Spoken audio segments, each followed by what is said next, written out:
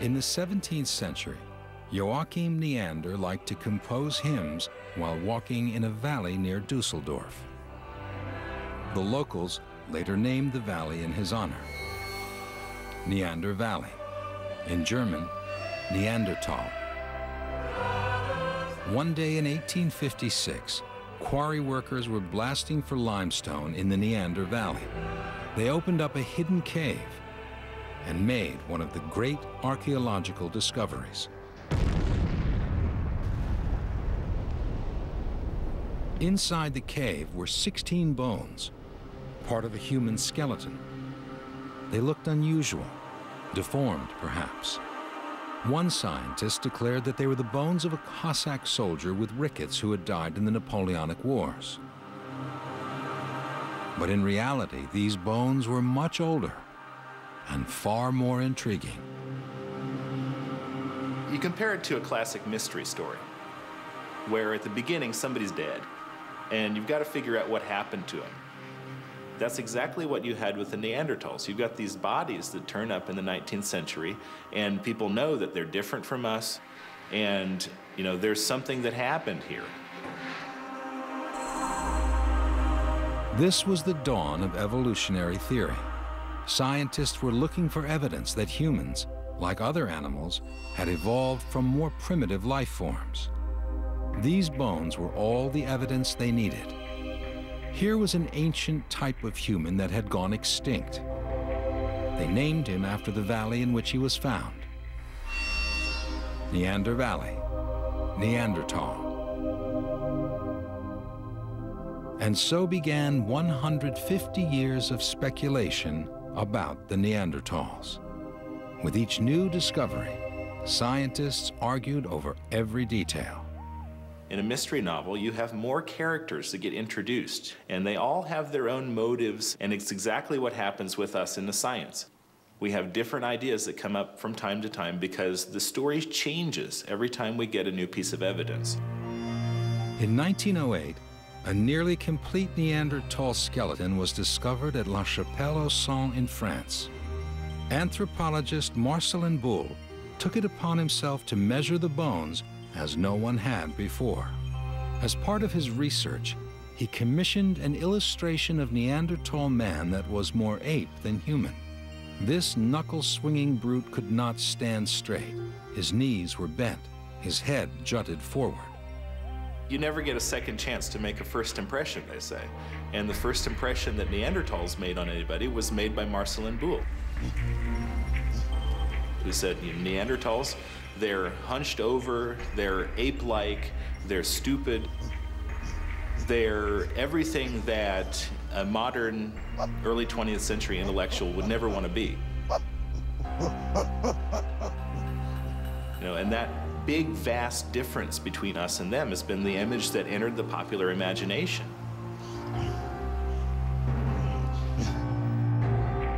In the centuries since Marcelin Boule's research, archaeologists have uncovered the bones of some 400 Neanderthals, and they tell a different story. Marcelin Boule clearly got it wrong. Neanderthals stood upright and walked with the same kind of abilities as you and I.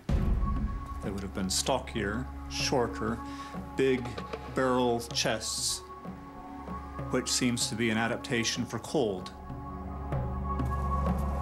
In a cold climate, a body that's stocky and broad insulates the vital organs. Short limbs reduce the body's surface area, which conserves heat. Even the Neanderthal nose may have been an adaptation to the climate, warming the cold air before it reaches the lungs. But what really sets Neanderthals apart is their strength. Their bones were thicker and more robust than ours. Their physique was similar to a modern bodybuilder. From the muscle markings, you can see that these are very powerful people. They're not somebody I'd want to meet in the dark alley where you have upset them for some reason. But strangely, for such strong, powerful people, many of their bones show signs of traumatic injury, to the skull, neck, shoulders, arms, and legs. When scientists tried to find another group of humans, ancient or modern, with the same pattern of injuries, they came up with just one match: professional rodeo riders. I broke my collarbone, my foot, had 2 knee surgeries, and stitches, just little bumps and bruises other than that. Not too bad. Broke my collarbone twice last year. I broke my pelvis, arms, ribs, lots of them. I broke my pelvic bone, tore my left groin out, and I've had a few broken bones here and there, a lot of torn muscles. It's not when you get hurt, it's how bad, you know. Why should Neanderthals living in Ice Age Europe have suffered the same sort of injuries as modern rodeo riders? John Hawkes believes he knows the answer. Like rodeo riders, Neanderthals were often in close contact with large animals. They hunted big game, bison, rhino, red deer. But their spears weren't designed for throwing. They had to impale the animals, and that's inherently risky. Now you have to imagine their hunting style. They've got these thrusting spears. They're getting up close to the animals and thrusting them in. And they're doing it in groups, because you can't do this by yourself. These guys are facing the possibility of tremendous catastrophic injury every time they go out and hunt. And the pattern of injuries is very much like modern-day rodeo athletes. These guys who are in close contact with animals, who are in some instances helpless before them. They fall on the ground, they get head and neck injuries, they get trunk injuries, and they get arm injuries. That's the pattern that we're looking at.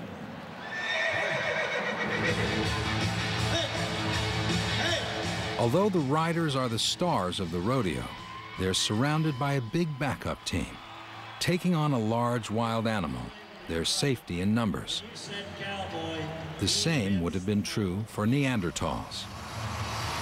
Every one of these riders out here has 5 or 6 guys whose job is to try to keep them as safe as possible. The bullfighters, the stockmen, they're all trying to keep the animals away from the rider when he gets bucked off. Neanderthals would have had to have a group of this many guys working together as a team to try to keep themselves safe, because otherwise it would have been much more dangerous than it already was.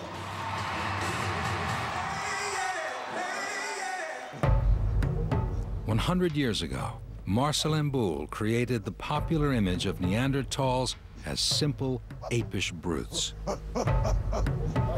But if, as some modern scientists believe, they were really hunting in teams, working together to ambush animals and avoid injury, they were far more sophisticated than Boule ever let on. Gradually, Neanderthal man is being rehabilitated. But there is one stain on his reputation that won't go away. A number of Neanderthal bones have been discovered showing signs of fragmentation. They seem to have been split open, not by natural causes nor by animals, but by other Neanderthals. This tibia is an interesting example of fragmentation, this lower leg bone, because there were flake scars on it that suggest that it was broken when it was still fresh. So it was still a greasy bone, probably very soon after the Neanderthal died. But it was still been full of marrow, and in all probability was broken open by somebody with an interest of getting that marrow out of the tibia. Since Boule's time, Neanderthals have been accused of cannibalism. The evidence is hotly debated. But in parts of Central Europe, at least, the practice may have been common. People were very hungry during the Ice Age. They were looking for sources of meat and protein, and they were consuming one another, even to the level of breaking open the long bones for the last bit of marrow and fat that you get inside of them as a source of food. If Neanderthals were eating each other, then perhaps Boole was partly right. They were primitive, thinking and behaving like animals, not sophisticated humans. But does the evidence really bear this out? The only way to know for sure is to explore the mind of a Neanderthal.